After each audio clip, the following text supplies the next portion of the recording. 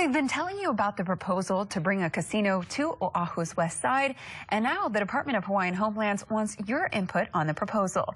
This morning, Tyler Iokepa Gomes, deputy to the chairman with the Department of Hawaiian Homelands, joins us this morning with more. Good morning, Tyler. Aloha kakayaka, mahalo nui for having me. Of course, happy to have you. So before we get into it, tell us first about the proposal. Why exactly did the DHHL suggest this idea? Well, many people may not know that this July is actually the 100th anniversary of the Department of Hawaiian Homelands and the Hawaiian Homes Commission. It's older than the state itself. So when we think about how deeply underfunded the department has been for decades now, and put that in the context of the 28,000 Native Hawaiians waiting for an award, really this bill is the result of a call to action and a sense of kuleana to really figure out how to shift the narrative from where does the money come from to how do we get the money to the department. Right. And talk to us a little bit more about the bill that the legislator has now introduced. What exactly does it call for? So the bill does two things. First, it would allow for an integrated resort on Hawaiian homelands that would be exempt from the criminal code.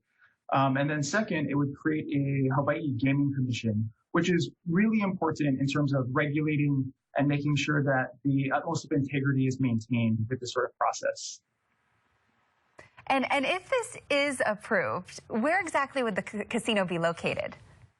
Well, the recent introductions of the bill open it up a bit. And so the bill suggests that it be allowed on Hawaiian homelands that are designated for commercial on the island of Oahu, excluding lands west of Ko'olina. So that'll be our lands in Waianae and Nanakuli. That'll be excluded. But otherwise, this gives the department a bit more flexibility in terms of maybe acquiring additional land that might be more suitable. Right. And obviously hoping to generate revenue from this as well. So how exactly will DHHL generate the revenue from the proposal? That's the $4.5 billion question. And the reason we say that is, by our estimates, if we wanted to provide just the infrastructure for all 28,000 Native Hawaiians who are waiting, it's going to cost a minimum of $4.5 billion. So this bill brings that about in two ways. First is the development agreement, so fair market rent for the use of our property. And then the second is a wagering tax that we're proposing at about 45%. And that doesn't just benefit DHHL. The majority of it is allocated to our department, but an additional amount is allocated to the state. And so that creates economic benefit and opportunity in a time of dire hardship that we're in right now.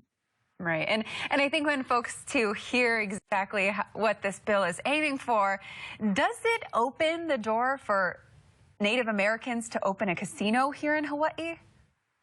No, it doesn't. Indian tribes who are looking to game off of their reservation, they require two things. First, they need to demonstrate a historical tie to the place off of their reservation. And second, they need the consent of local lawmakers. And so really it's up to us to encourage our governor and our lawmakers to say no to that. And effectively, we could stop that from happening. Okay, but if then the lawmakers did say yes, then there would be a potential for that to open?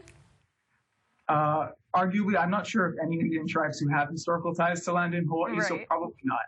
Okay, good to know. All right, well, thank you so much for joining us this morning. And again, if you would like to give your own input, what's the website to head to?